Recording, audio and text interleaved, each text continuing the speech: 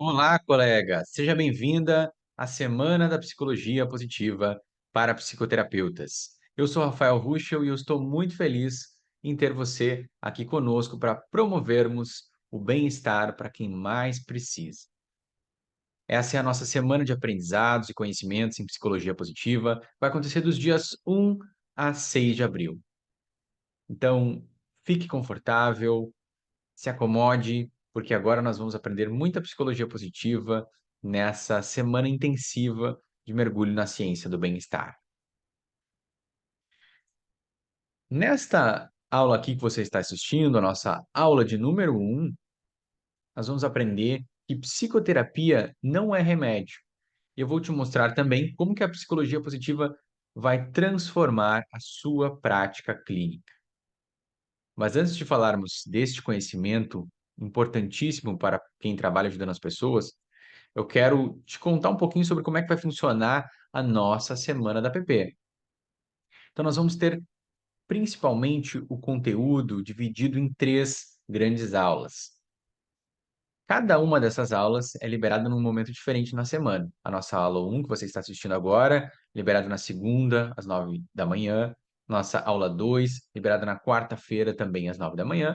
E a nossa aula de número 3, liberada também nesta semana, na sexta-feira, às 9 horas da manhã. Você está percebendo que tem muitas oportunidades de aprendizagem pela frente, certo? Além de aprender assistindo às aulas, nós vamos estar juntos, ao vivo, graças ao nosso cronograma de lives. Então, nós vamos ter 3 grandes oportunidades para trocarmos.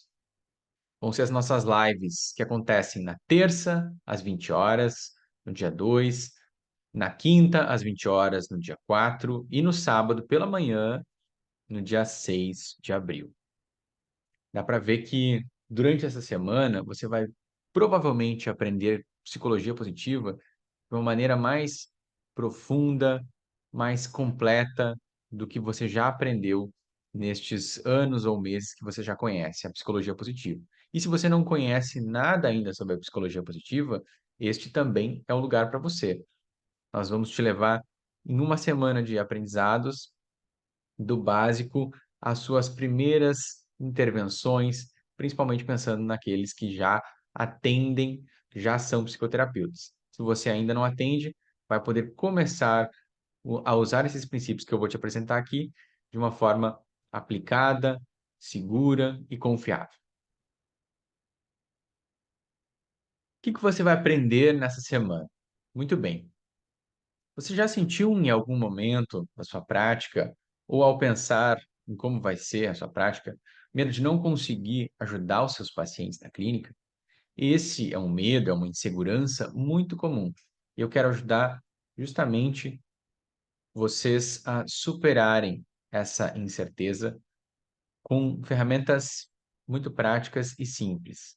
Eu vou fazer isso através de 4 princípios da psicologia positiva que você pode usar em todas as suas sessões, com todos os seus clientes, e fazer a diferença, ter um impacto em todas elas, mesmo em casos difíceis, mesmo em casos onde os sintomas, o sofrimento são de nível severo. Além de aprender o que você vai ganhar neste evento aqui, recursos para o seu trabalho no consultório, através dos nossos e-books, material bônus, vai acessar também práticas guiadas e instrumentos de autoavaliação, para você mesmo entender como é que está a sua felicidade, o seu bem-estar. Mas é claro, o mais importante aqui é uma oportunidade de mudar a forma como você trabalha em psicoterapia. Você vai poder passar por uma transformação que muitos alunos passaram ao conhecer a nossa semana, ao conhecer o trabalho da psicologia positiva na prática clínica. Então, você vai acessar 3 aulas, práticas guiadas, recursos exclusivos, instrumentos de autoavaliação, tudo isso num evento exclusivo e 100% gratuito, tá? Como é que você vai fazer para assistir essas aulas? Bom, você vai encontrar no site do evento, assim como você está assistindo essa aula aqui, as outras 2 aulas a partir do momento que elas forem liberadas. Então, elas vão passando de bloqueadas para liberadas durante a nossa semana. Mas você precisa ficar esperta, porque as aulas ficam disponíveis somente até o dia 7, o domingo, porque o nosso objetivo aqui é que estejamos realmente juntos para absorver esse conteúdo, debater e potencializar essa semana de psicologia positiva.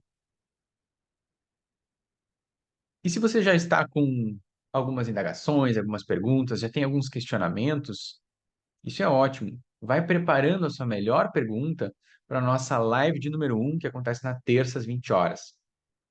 Porque essa melhor pergunta pode receber o nosso prêmio Curiosidade. Você vai ver que isso torna a dinâmica da nossa live de terça, de quinta e de sábado muito legal, torna uma aula super acessível, interessante e com bastante participação de todos vocês. Você também pode ganhar um prêmio máximo e, com isso, ganhar um kit especial. Como é que você vai fazer isso? Coletando 3 palavras-chave. Então, se você acompanhar direitinho as nossas aulas, vai perceber que em cada uma dessas aulas eu compartilho com vocês uma palavra-chave. E logo, muito em breve, você já vai descobrir qual é a palavra-chave da nossa aula de número 1. Falando na aula 1, o nosso tema, que é um tema muito relevante, é este aqui. Psicoterapia não é remédio. Eu vou te mostrar como é que a psicologia positiva vai transformar a sua prática clínica e quero ressaltar por que a obsessão pelas doenças, transtornos e sintomas pode fazer você se sentir incapaz na sua prática e, inclusive, limitar a sua efetividade como psicoterapeuta. Claro, você deve estar perguntando quem é que está me comunicando esse conhecimento, da onde está vindo essa aprendizagem, essa mensagem? Bom, sou Rafael Ruschel, sou psicólogo clínico, como muitos de vocês, professor e supervisor, especialista em terapia cognitivo-comportamental e sou mestre em psicologia positiva aplicada pela University of East London.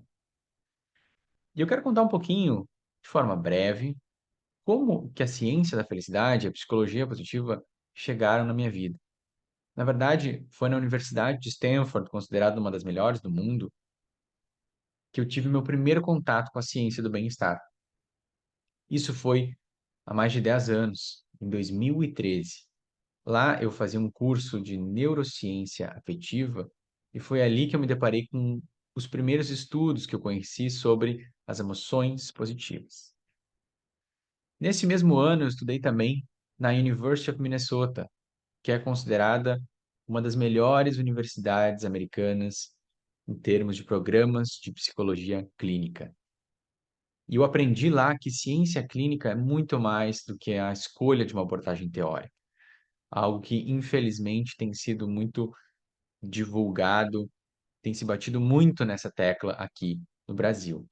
Mas lá eu pude descobrir que ciência clínica é muito mais do que escolher um lado nessa briga de abordagens. E eu nunca parei mais de estudar a psicologia positiva, a ciência da felicidade.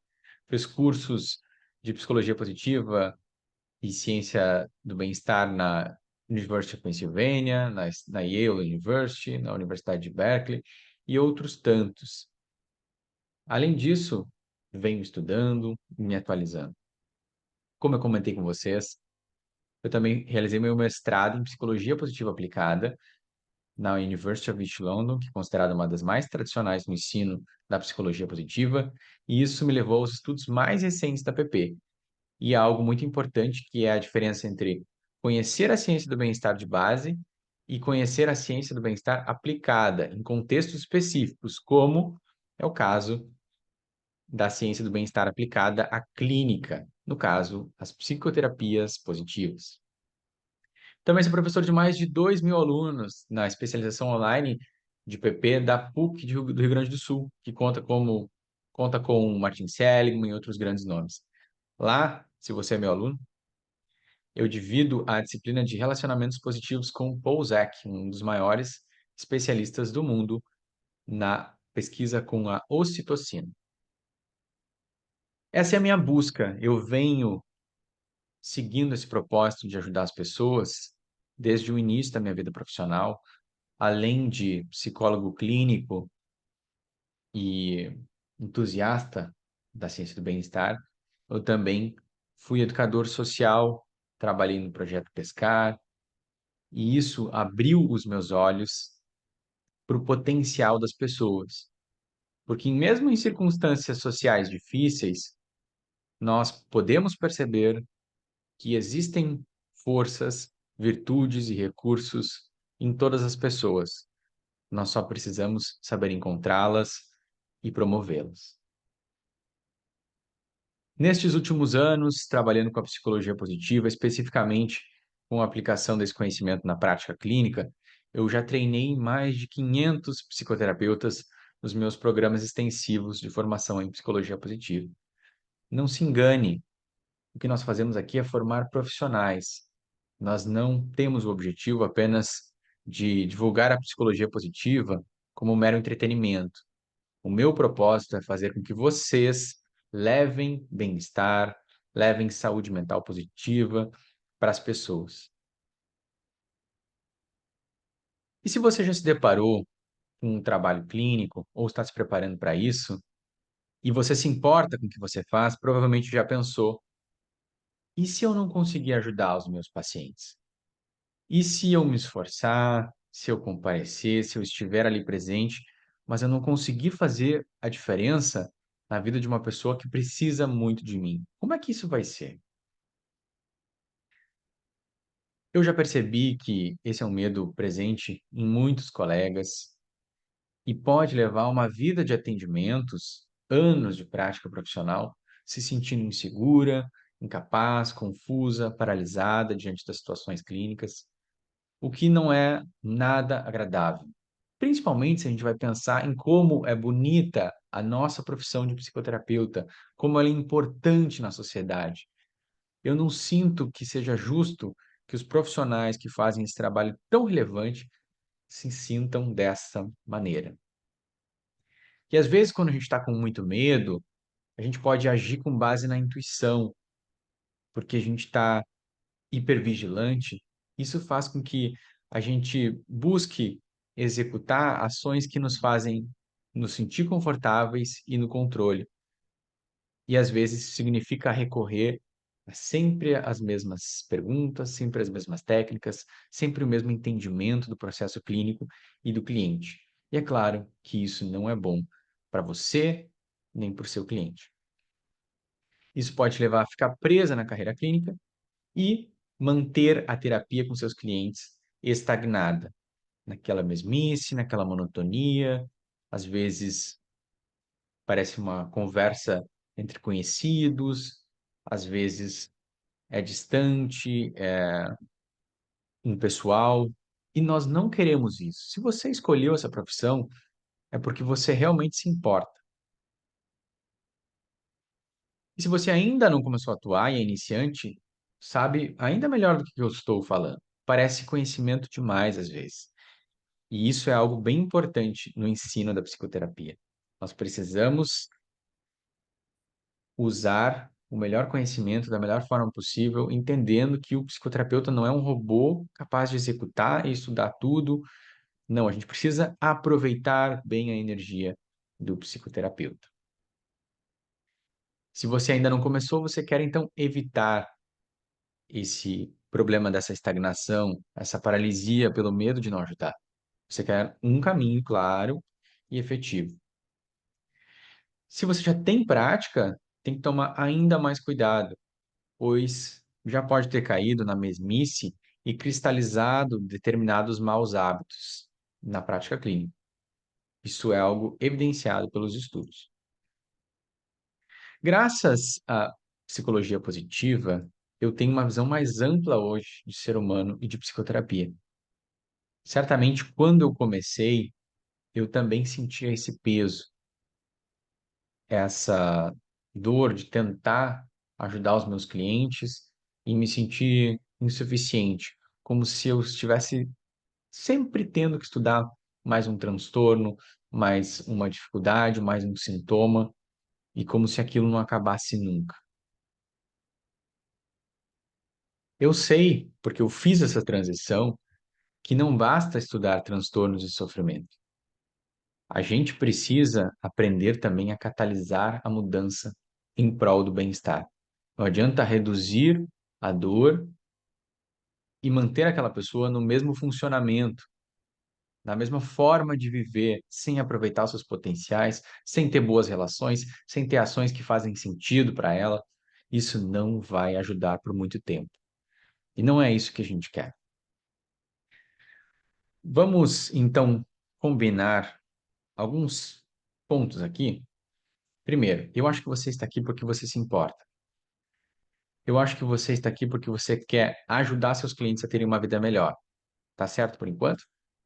Que você está escolhendo essa profissão ou escolheu essa profissão porque quer fazer uma diferença e não só lucrar. Não há problema em ter uma vida confortável, em levar bem-estar para sua família, ser bem remunerada e reconhecida na profissão.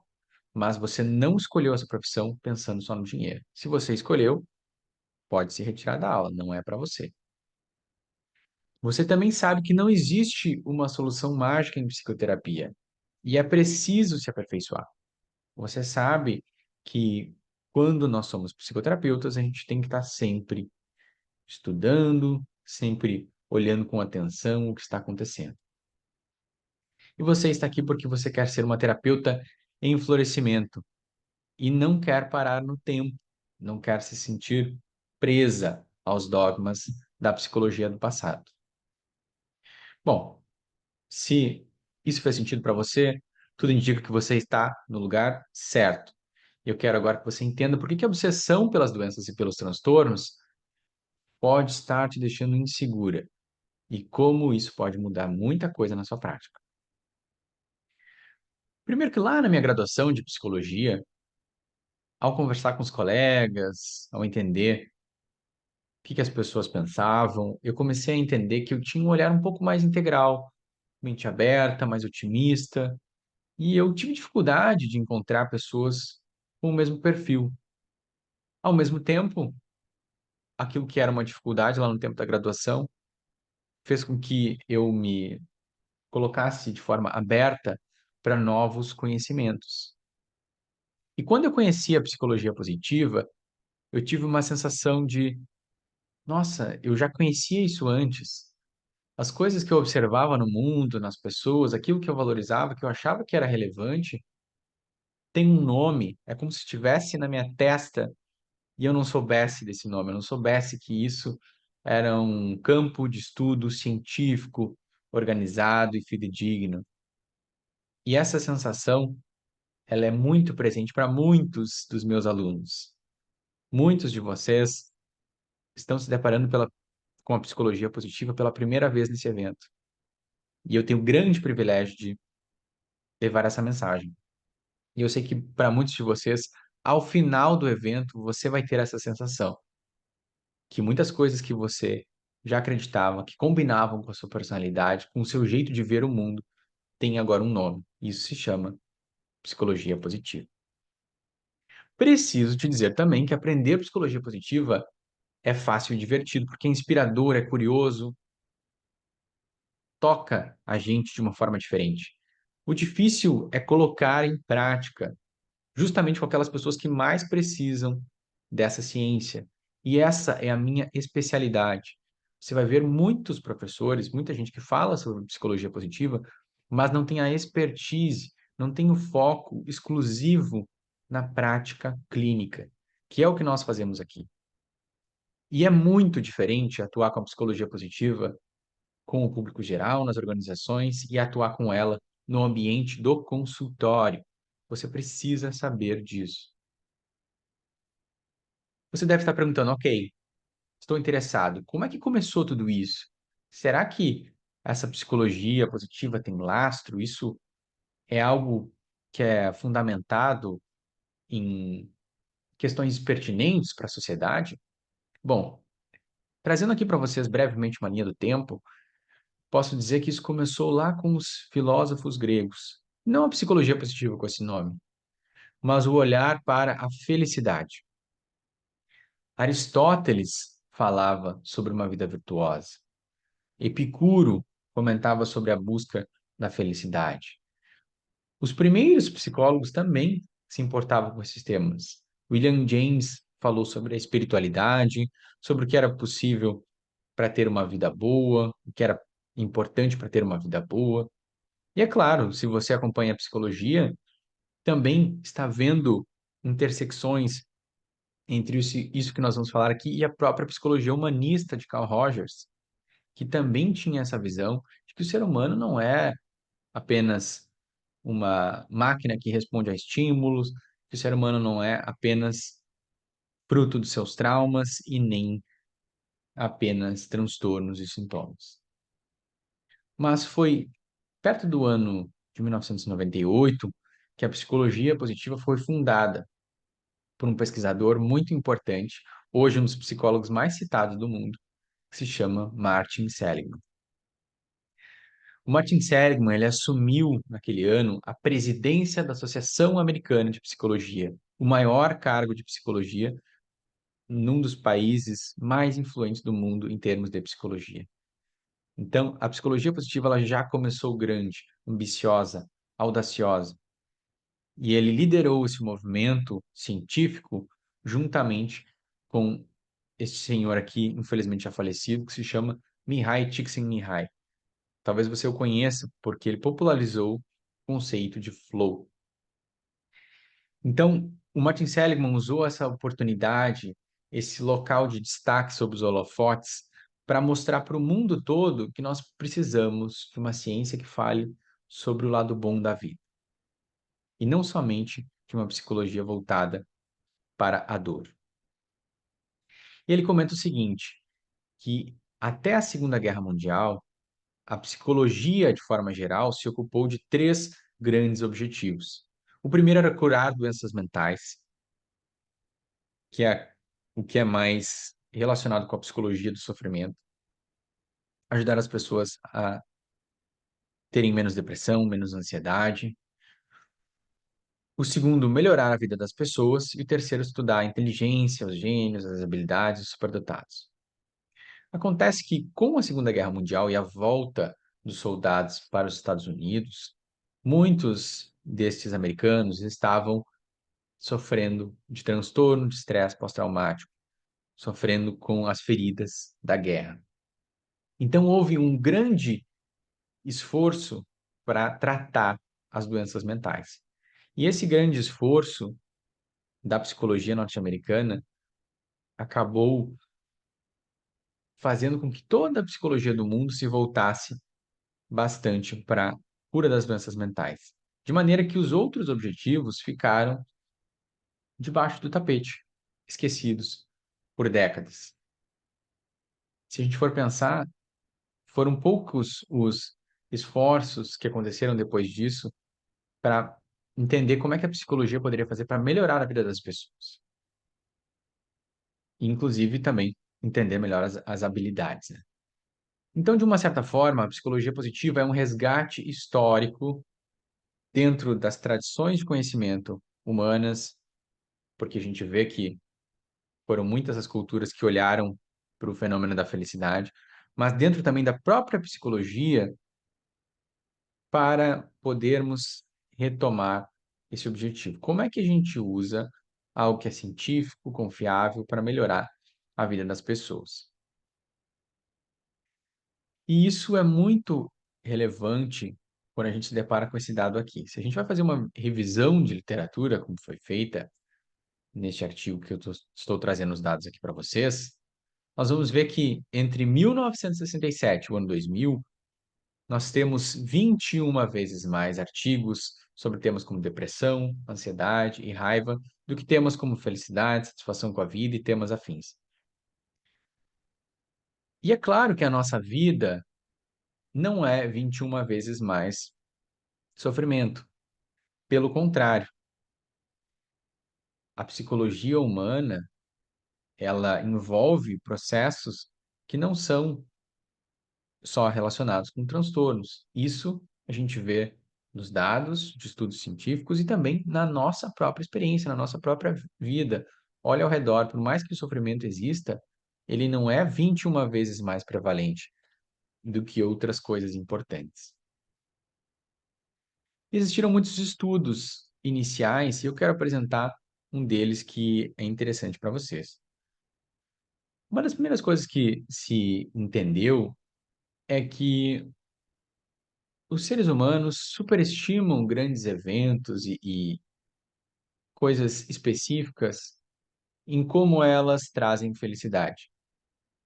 Por exemplo, aqui nesse estudo, eles perceberam que, por mais que a felicidade das pessoas aumentassem quando elas ganhassem um carro novo, uma promoção, roupas novas, comprassem uma casa ou começassem uma nova relação, que essa felicidade tinha uma tendência a voltar para uma linha de base.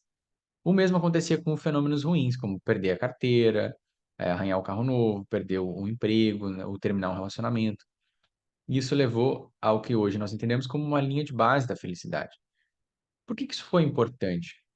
Porque quando se começou a estudar sobre felicidade, talvez você ainda pense dessa forma, se imaginava que o que traz felicidade são as coisas que nós mais valorizamos na sociedade. Por exemplo, o dinheiro, por exemplo, o status, o poder. Então, nessa primeira leva de estudos, se testaram muitas e muitas vezes para entender o que que realmente trazia felicidade para as pessoas. E os resultados foram surpreendentes. Uma das primeiras formas de conceitualizar a felicidade é chamada de bem-estar subjetivo. Inclusive, se você quiser usar esse termo para não sofrer preconceitos das pessoas, pode ser bem interessante. Por que que eu digo preconceito? Porque você vai perceber que a palavra felicidade ela vem carregada de um preconceito. Ela vem carregada de um olhar, mas o que que é isso? Esse papo de felicidade, isso não é enfeitado demais? E os próprios pesquisadores se deram conta disso, por isso que eles começaram a utilizar outros termos, para que a gente pudesse ter um consenso científico sobre aquilo que merece ser estudado e não trouxesse confusão para as pessoas. Mas, basicamente, o bem-estar subjetivo, conceitualizado pelo Ed Diener, ele pode ser dividido em três coisas: satisfação com a vida, emoções positivas e baixas emoções negativas. Satisfação com a vida é o quanto que você avalia a sua vida inteira e pode dizer: eu penso que minha vida é ótima, eu estou satisfeito, por exemplo, com o meu trabalho, com as minhas coisas, com o que eu tenho, com a minha família. Então, essa avaliação geral da sua vida é um dos componentes. E sim, aí uma boa renda ajuda nesse sentido, mas também capacidade de atingir suas metas, ter uma alta autoestima e outras tantas coisas. Um outro ponto importante para o bem-estar subjetivo é o nível de emoções positivas. É o quanto que você consegue aproveitar a vida, sorrir, se sentir interessado, engajado, ter emoções diversas como gratidão, serenidade, divertimento. E isso tem causas como ter amigos que te apoiam, ter um trabalho interessante, ter uma personalidade extrovertida ou, mesmo se você for introvertido, ter boas relações sociais. E é claro, baixas emoções negativas protegem o bem-estar subjetivo, protegem a felicidade.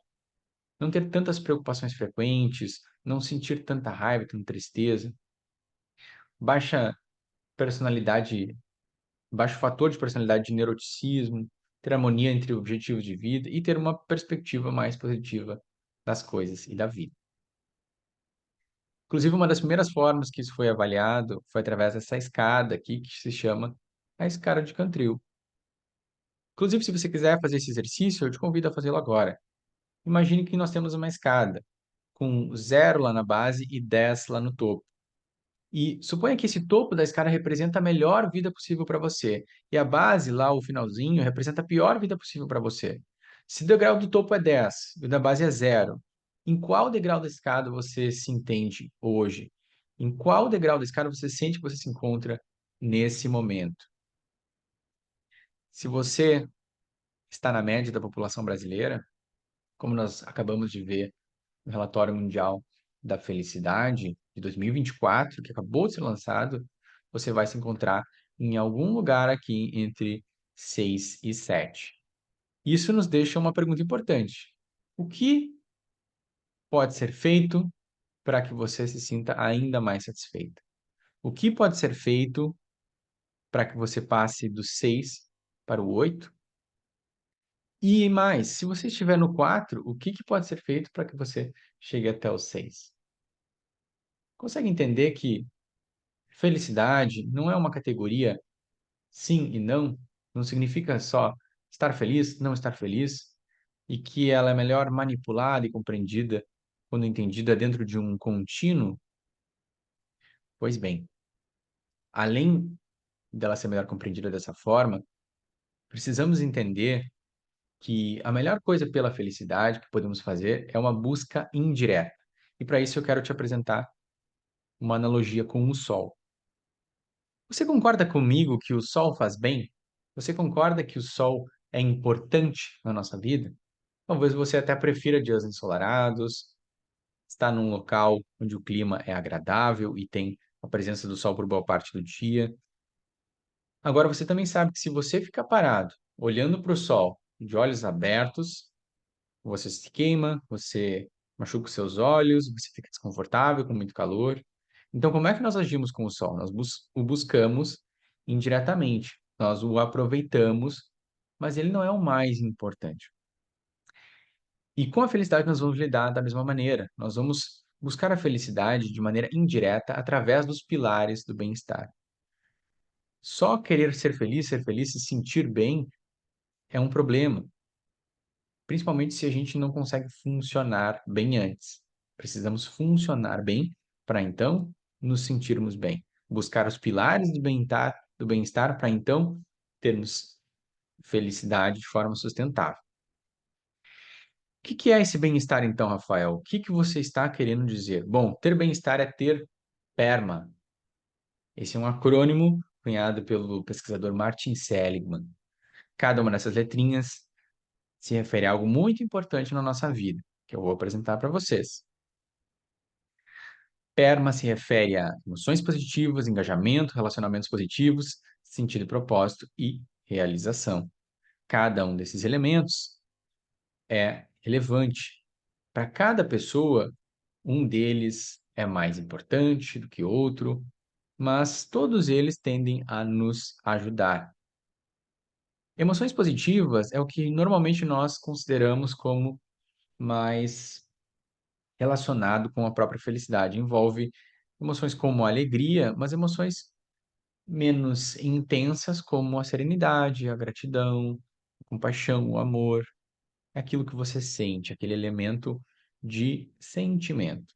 O engajamento aqui se refere à sua capacidade de estar concentrado, absorvido, realmente fazendo alguma coisa que te faça bem. Aqui ele se refere a essa capacidade de concentração e também ao estado de flow. Quanto tempo do seu dia você passa mergulhado em uma atividade, em alguma coisa? Porque nós já percebemos que mentes distraídas, que estão sempre pensando uma coisa em outra, ou sempre ansiosas, tendem a ser menos felizes. Faz bem para nossa mente estarmos presentes, estarmos envolvidos em alguma coisa que é relevante. Talvez um dos pontos mais importantes do acrônimo PERMA também seja essa letra R, os relacionamentos positivos. Se tem uma verdade sobre o que traz felicidade para as pessoas em todas as sociedades, ou o maior número de países possível, é a presença de boas relações. Nós somos seres sociais. Não existe felicidade em isolamento. A solidão é um grande inimigo, é uma grande armadilha para a felicidade. Além disso, precisamos estar conectados com algo que seja maior do que nós, que vá além da nossa própria existência. E aqui entra o sentido e o propósito, principalmente o sentido de vida. O quanto que você sente que as suas ações são relevantes, que o que você faz pode ser significativo, e quanto que você pode ajudar as pessoas ou contribuir na direção de algo que é inalcançável, mas que é importante para você ou para o mundo. Também temos a realização, o quanto que você é capaz de se conectar com atingir os seus próprios objetivos, seguir crescendo, alcançar conquistas que são relevantes para você. Talvez tenha sido muito rápido para você pegar toda essa noção de PERMA, de bem-estar. Então, é para isso que eu separei para vocês um e-book exclusivo que você vai receber junto com essa aula. Não sai da aula agora, você pode acessar ele depois, que se chama 10 formas de avaliar o bem-estar do seu paciente em psicoterapia. Isso vai te ajudar a entender o bem-estar e, é claro, vai te trazer habilidades práticas para utilizar a psicologia positiva no ambiente clínico. O Martin Seligman, então, nos diz o seguinte: tratamento não se trata somente de consertar o que está errado, é também construir o que é certo. A psicologia não é somente sobre saúde ou doença, é também trabalho, educação, descoberta, amor, crescimento e diversão.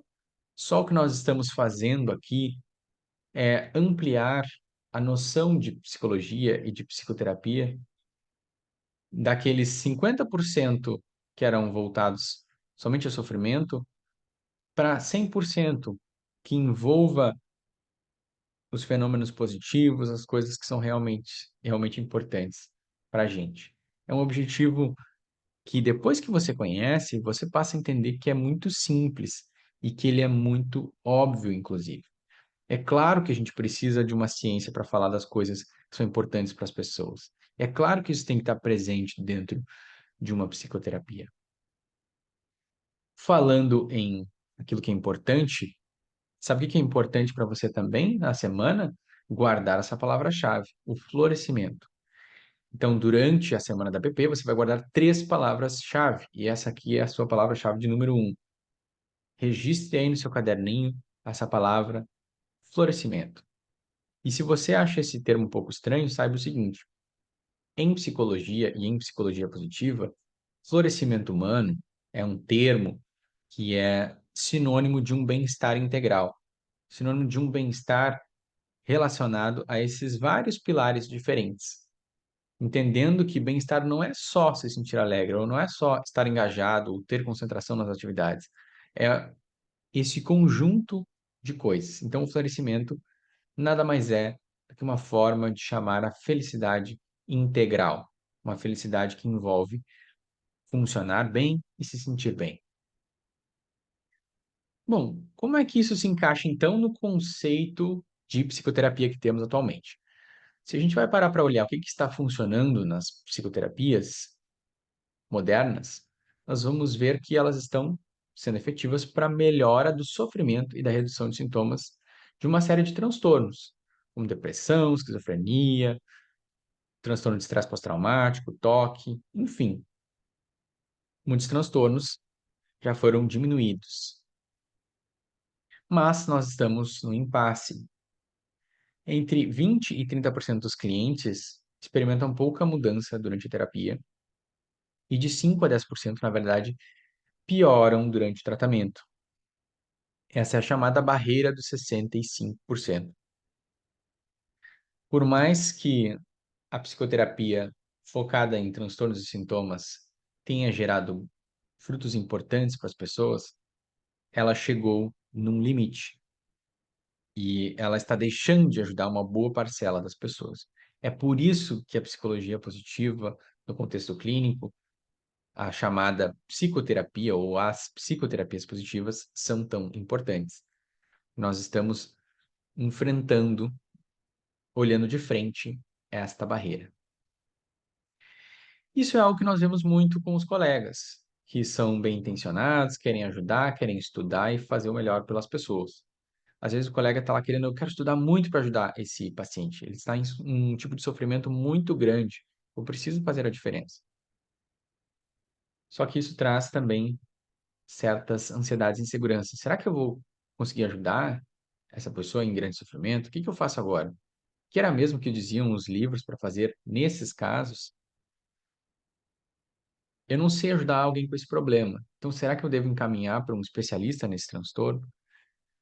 A gente começa a perceber que esse olhar muito focado em transtornos e sintomas foi fazendo uma estratificação das pessoas, como se as pessoas fossem rotuladas pelos seus transtornos e como se prestar atenção apenas na remissão dos transtornos fosse o suficiente para atingir os objetivos pessoais que as pessoas trazem para a psicoterapia. E isso é fonte de frustração para os psicoterapeutas, porque se você pega a última edição do DSM, você vai ver centenas de transtornos, e não é possível você se tornar craque em todos estes transtornos. Isso não é uma abordagem lógica para o estudo de psicoterapia. Quero comentar, inclusive, um caso meu com vocês. É o caso do Vitor. Então, o Vitor, numa perspectiva mais tradicional, apresentava inúmeros desafios e poderia ser classificado com vários transtornos mentais, segundo o DSM. Ele tinha ansiedade social, sofreu abuso sexual, uma certa dependência emocional, estava em risco de suicídio, tinha comportamento alimentar disfuncional. E se nós fôssemos seguir a cartilha do que mandam os tratamentos focados em transtornos, eu ia ter que fazer um tratamento diferente para cada um desse tipo de problema. Entretanto, o que ajudou esse rapaz na psicoterapia comigo foi focar nos seus objetivos intrínsecos para a psicoterapia, que eram principalmente construir autonomia e ajudar a sua família. A partir do momento que a gente conseguiu conectá-lo a essas motivações, ajudá-lo a entender suas potencialidades, a restabelecer uma relação saudável com os pilares do bem-estar, os problemas dele não desapareceram, eles não sumiram, mas eles foram perdendo a importância. E à medida que ele foi se tornando cada vez mais funcional, esses problemas foram remitindo a níveis que já não incomodavam tanto. Então, é importante nós entendermos que existem diferentes perspectivas de psicoterapia. E aqui eu estou falando da contraposição de uma terapia positiva com uma terapia focada no transtorno do sintoma. Mas existem outras formas de psicoterapia que também podem não ser tão efetivas para os clientes, como é o caso daquela terapia que é muito solta. O cliente fica sem limites, sem direcionamento, sem uma explicação e preso num desabafo durante a terapia. E é claro, vocês já sabem que eu acredito nisso, desabafo não é terapia. A terapia é muito mais do que um lugar para falar sobre o que incomoda na vida, sobre se queixar dos problemas. Ter a psicoterapia como um desabafo é não aproveitar o potencial que ela pode ter. E o Tayab Rashid, grande pesquisador da psicoterapia positiva, vai nos dizer o seguinte: uma premissa implícita e não testada da psicoterapia tradicional é que quando o cliente fala longamente sobre o que está errado, de alguma forma ele se recupera. Entendam aqui, pessoal, se isso incomoda vocês, saibam que existe uma alternativa. A psicoterapia positiva ela utiliza uma abordagem oposta a isso. Ela encoraja os clientes a reconhecerem o que há de certo, o que há de forte, o que há de bom em suas vidas e usar tudo isso e o que há de melhor neles para se proteger contra os transtornos mentais. Então, além da terapia muito solta, nós também não queremos uma terapia muito rígida, onde principalmente a pessoa e aquele processo clínico ele é ditado pelo diagnóstico, pelo protocolo, pelo sintoma, pela técnica, pelo exercício. Nós queremos ver as pessoas florescendo a vida, funcionando bem, não somente deixando de usar um rótulo, né? Deixando de estarem deprimidos. Para muitas pessoas, pode parecer até uma surpresa um psicoterapeuta falando sobre psicologia positiva. Tamanho é o afastamento do nosso campo com do fenômeno da felicidade, do bem-estar e das coisas agradáveis na vida. Acontece que o próprio termo saúde mental, ele tem sido usado de uma forma bastante incompleta. Nos foi ensinado, para você que é psicólogo, graduado em psicologia, que saúde mental é a ausência de sintomas. Ou seja, esse é um funcionamento no sentido, se algo der errado, nós vamos consertar. E a partir do momento que foi consertado, liberamos a pessoa para seguir vivendo. É como se o psicoterapeuta fosse uma ambulância. Busca a pessoa na emergência, busca a pessoa dentro de uma situação de emergência, leva para um tratamento intensivo no pior momento possível, e a partir do momento que já não existem mais sintomas, libera aquele cliente. Só que saúde mental não é a ausência de sintomas, é a presença de bem-estar. Então, as pessoas podem não ter grandes sintomas de transtornos mentais e, mesmo assim, terem objetivos terapêuticos e estarem insatisfeitas com a sua vida. Então, o termo saúde mental, ele foi sequestrado dessa forma, e a sua compreensão sobre ele também. Inclusive, para não trazer essa confusão, muitas vezes eu vou, ao invés de usar o termo saúde mental, eu vou usar o termo saúde mental positiva, ou saúde mental completa, ou bem-estar. Porque normalmente, se a gente for ver na mídia, as pessoas entendem saúde mental, tá falando de depressão, tá falando de ansiedade, tá falando de estar curado desses problemas.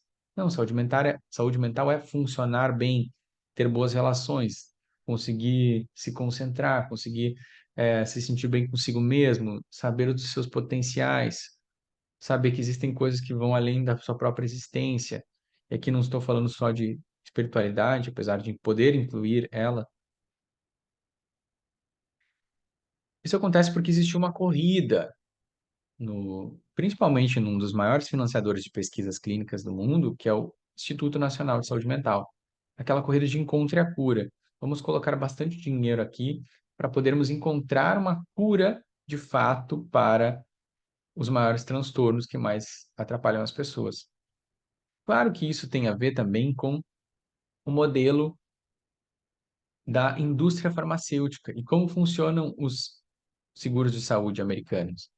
Eles influenciaram muito as psicoterapias nesse sentido, porque é de interesse da indústria farmacêutica e dos seguros de saúde que a gente possa ter uma psicoterapia que é rápida, breve, voltada para aqueles transtornos, para que a gente possa trazer as pessoas para a psicoterapia e gastar o menor tempo possível com elas, gastando também menos dinheiro com essas pessoas. Então, essa compreensão de que o cliente está bem quando ele está curado do transtorno ou remitiu, né, saiu de um número X para um número X mais um naquele transtorno, agrada esse tipo de funcionamento. Essa é uma crítica que não sou só eu que estou fazendo, ela é muito conhecida, tá? Por isso que eu digo para vocês que psicoterapia não é remédio. Psicoterapia é um processo de aprendizagem, é um processo de introspecção, é um processo de construção de uma vida melhor e, principalmente, um processo de mudança. Logo, se não é um remédio, não basta fazer como fazemos com os remédios, no sentido de só escolher o tratamento e dizer para o cliente tomar. Bom, esse tratamento aqui é para ansiedade, toma essa pílula para isso. Esse aqui é para depressão, toma essa aqui para isso. Esse aqui é para estudar melhor, basta tomar essa daqui para isso. Não adianta só curar essas dificuldades. A gente precisa ajudar as pessoas a se direcionarem para uma vida melhor, para que elas possam ter felicidade duradoura, a longo prazo. E também para o psicoterapeuta isso é muito relevante, porque se cada transtorno e cada sintoma exige um novo tipo de treinamento e uma leitura de um novo manual, nós passaríamos o dia todo estudando. Por isso que muitos colegas que se voltam para esse tipo de compreensão do processo terapêutico se sentem esgotados, sem conseguir dar conta de todas as técnicas, de os direcionamentos para todos os problemas possíveis. Sim, existem muitos problemas com o DSM. Existem muita sobreposição nos transtornos, eles são também semelhantes demais entre eles. Existe alta comorbidade, ou seja, é difícil ter um só transtorno. Existe uma grande necessidade de diagnósticos que não sejam especificados e apresentações clínicas de vida das pessoas que não preenchem critérios. E aí isso deixaria, então, aquele psicoterapeuta que só seguia nessa lógica de terapia para um transtorno X sem chão. E se você acha que é só você que pensa isso, que tem alguma resistência contra essa forma de pensar o processo terapêutico, saiba que você não está sozinho. A maioria dos psicólogos usa essa compreensão do DSM de alguma maneira, mas muitos estão insatisfeitos com isso. Inclusive, teve um estudo que mostrou isso, né? como as pessoas, como os psicólogos pensam sobre o uso do DSM. Então, saiba que psicoterapia é mais do que isso. E você ganha ao compreender o seu cliente para além dos seus transtornos e sintomas. Até porque muitos desses ensaios clínicos voltados para os transtornos foram validados nesta premissa simples aqui. A pessoa foi participar do estudo com um nível de sintomas pré-tratamento, vamos dizer que era 50. E aí ela passou pelo tratamento, passou por 12 sessões, 14, 15, 16. E aí, a partir da medição pós-intervenção, ela foi demonstrado que ela tinha então, um nível de sintomas 35. E isso não significa que ela atingiu seus objetivos, não significa que ela perdeu completamente esses sintomas ou que ela desenvolveu novas formas de ver a vida e de viver a vida. Às vezes significa simplesmente que ela está sofrendo menos. E aí, então, muitos desses estudos vão dizer: ok, isso é uma diferença significativa, isso quer dizer que essa psicoterapia funciona. Mas aí a gente tem que olhar também para o lado do cliente. Será que essa pequena diferença de 50 para 35, digamos, é tudo que importa para as pessoas? Ou seja, será que basta cortar, passar essa linha de corte clínica para que aquela psicoterapia realmente tenha sido tudo que ela poderia ser? Eu acredito que não. Porque saúde mental não é só levar as pessoas do -5 até o zero. Saúde mental também é levar as pessoas do zero para o +10, por exemplo. Essa é uma forma didática de compreendermos esse fenômeno, mas aqui nós temos, na psicologia positiva, o objetivo não só de trazer a pessoa até a neutralidade, a ausência de tristeza, dor, sofrimento, neurose, psicose, nós queremos também colocar no nosso tratamento ferramentas que vão poder levar ela para bem-estar, felicidade, conexão com suas forças. E o lado bom é que não há limite nesse sentido, né? Quando o zero é o objetivo, a gente tem um limite claro na neutralidade. Aquela era uma forma didática de apresentar para vocês a relação entre bem-estar e sofrimento. Mas um grande pesquisador, Corey Keyes, já nos mostrou que a relação entre felicidade e sofrimento é um pouco mais complexa, bem-estar e sofrimento. Na verdade, nós temos dois fenômenos que têm relação, mas funcionam em eixos diferentes. Então, se a gente olha aqui nesse gráfico, nós temos a linha de transtorno mental, podemos ter as pessoas com baixo transtorno mental ou baixo sofrimento e alto transtorno mental ou altos níveis de sofrimento. E aqui nessa linha, aqui, nós temos possibilidade das pessoas estarem com baixos níveis de bem-estar ou estarem com altos níveis de bem-estar.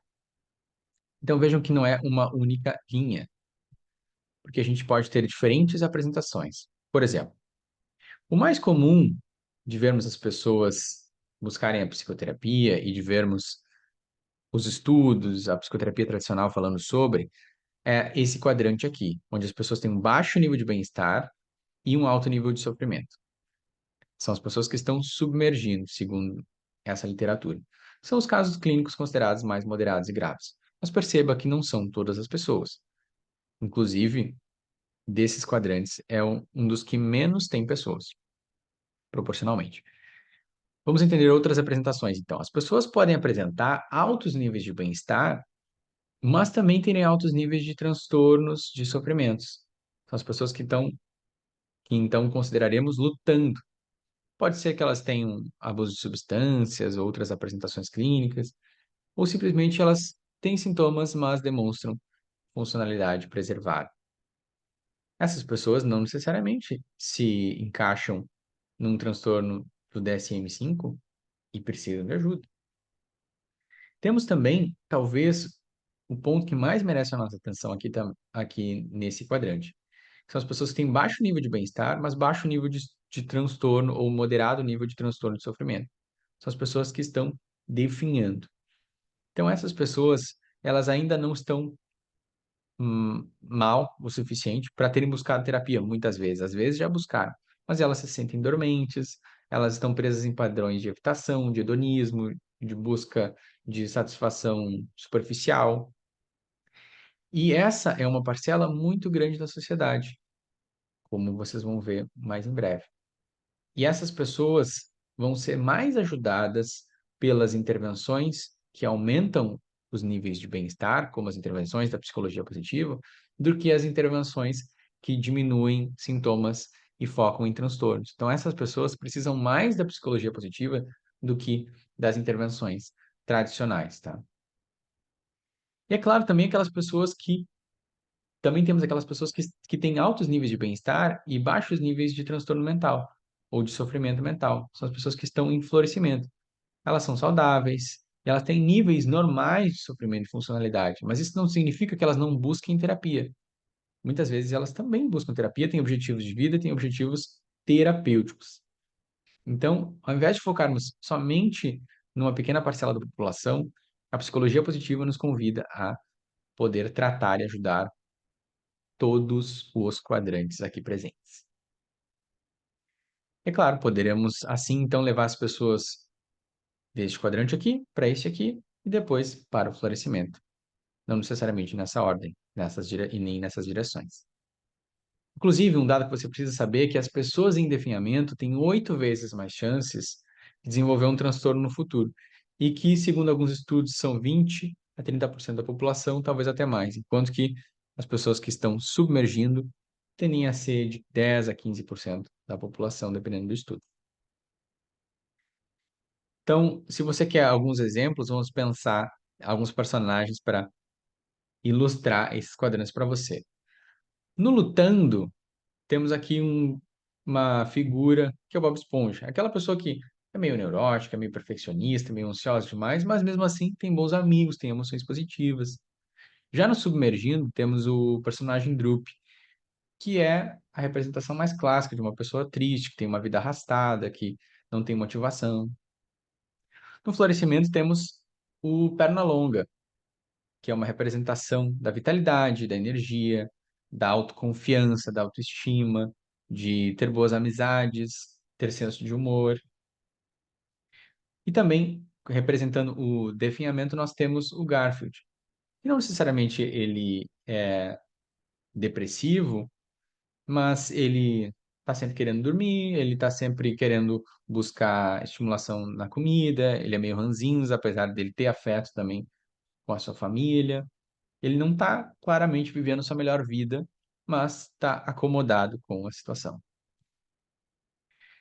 Eu pergunto, por que então que psicoterapeutas passariam tanto tempo estudando algo que ocorre com 5% da população e vão deixar de lado o que pode ajudar 85% da população? Além do mais, é possível funcionar bem mesmo convivendo com os transtornos psicológicos. Alguns dos problemas que as pessoas enfrentam não vão desaparecer.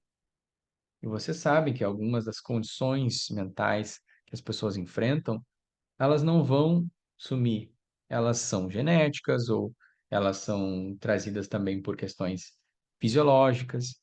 Então, essas pessoas precisam aprender a funcionar bem mesmo com esses transtornos e merecem buscar uma boa qualidade de vida, uma qualidade de vida possível nestas circunstâncias.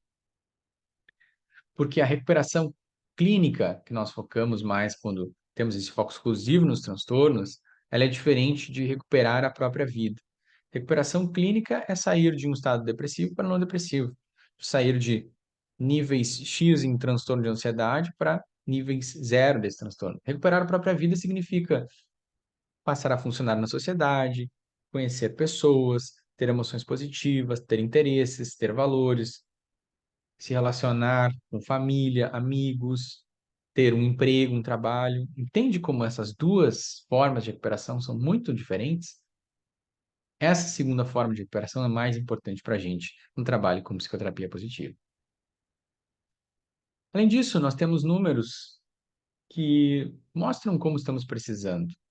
O Brasil já foi apontado como o país mais ansioso do mundo e mostrando que as pessoas têm um grande índice desses problemas. Só que acontece que existe um grande estigma sobre o que é psicoterapia e sobre buscar ajuda no Brasil. Aqui o Antônio Geraldo da Silva, presidente da a ABP está dizendo o seguinte: existe um estigma relacionado ao tratamento, pois muita gente considera que a psicoterapia é um tratamento para loucura ou ainda frescura. Já a Cláudia Oshiro diz o seguinte: ainda há a ideia de que psicólogos só atendem problemas graves de saúde mental.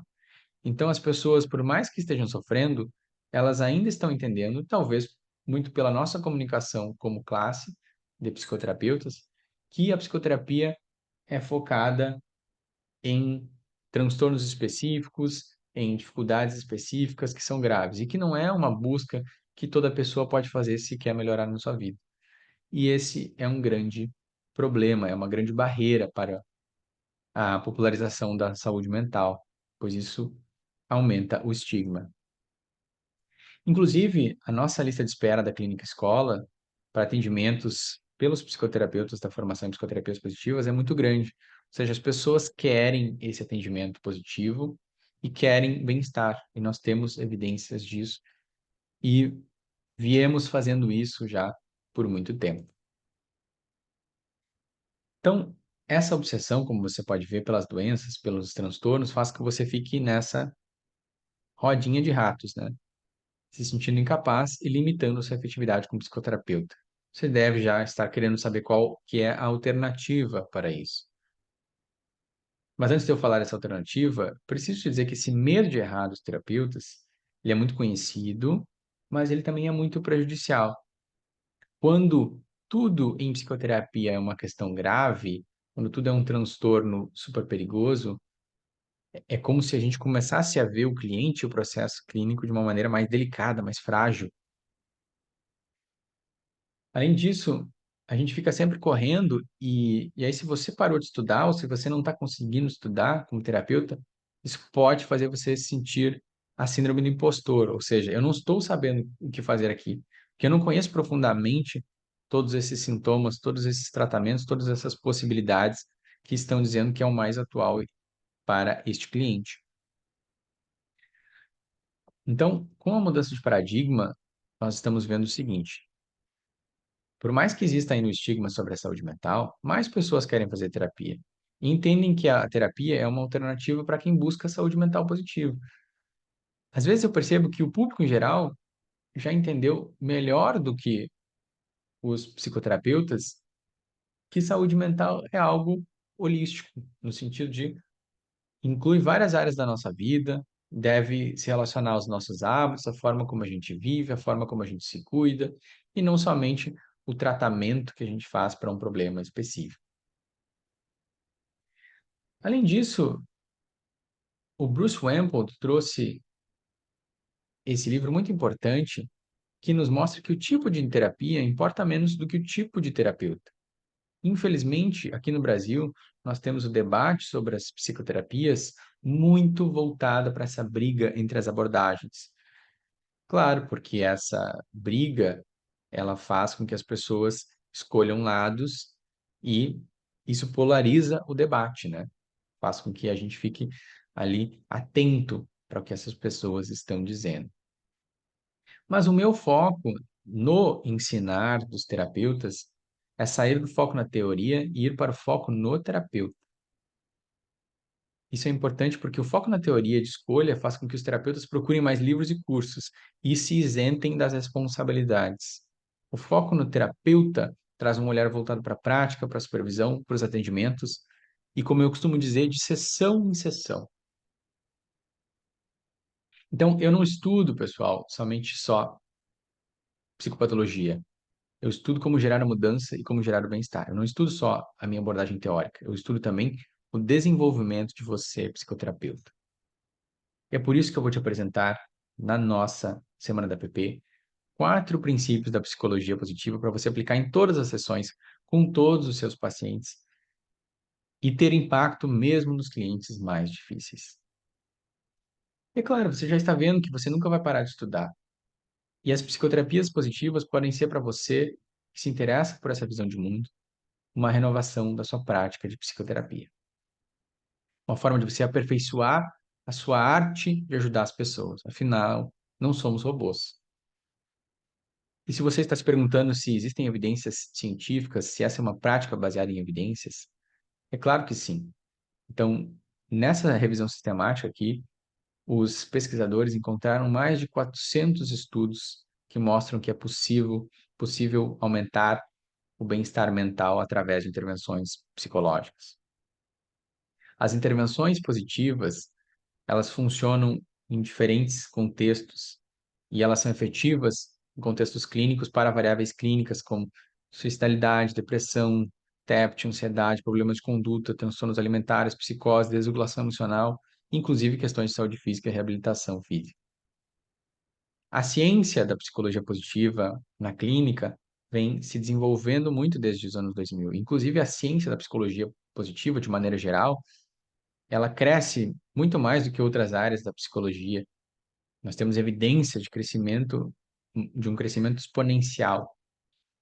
E hoje temos um nível de ciência muito refinado já. E preciso te dizer também que eu uso essa palavra psicoterapias positivas, que existem diferentes modelos de terapia positiva, diferentes formas de fazer o trabalho na clínica com a app, e muita gente não conhece. Está apenas conhecendo o básico com o Martin Seligman, com os livros mais célebres, mais famosos, e acha que isso é o suficiente para atuar na clínica. E não é, pessoal, essa é só uma leitura básica.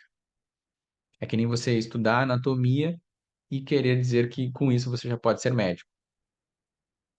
Bom, tá entendendo que esse é só o começo da nossa jornada, certo? Agora você já sabe que a psicologia positiva tem uma grande importância, mas você precisa também saber como colocá-la em prática de verdade. E tudo que você aprendeu agora não vai ser colocado em prática sem conhecimento. Nossa, aula 2. Por isso você precisa assistir a aula 2 para promover o florescimento com a psicologia positiva. Quero te lembrar também que na nossa live de terça-feira, às 20 horas, temos o Prêmio Curiosidade. E você pode ganhar um livro se você trouxer a sua melhor pergunta. Isso faz com que a nossa live fique muito dinâmica, interessante, e vocês participem ativamente dessa produção de conhecimento. Então, pergunte na live e tenha a chance de ganhar um livro. Nas próximas aulas, então, você vai aprender esses 4 princípios da psicologia positiva para você aplicar em todas as suas sessões, com todos os seus clientes. Vai entender formas acessíveis de você começar a praticar app com algumas ferramentas que eu separei para você. E também vai saber como se tornar uma nova psicoterapeuta e qual é o melhor caminho possível para isso. Para você, na nossa live das 20 horas de terça, ou na live de quinta às 20 horas, ou na live de sábado às 9 horas. Quero muito conhecer vocês e estar com vocês ao vivo também.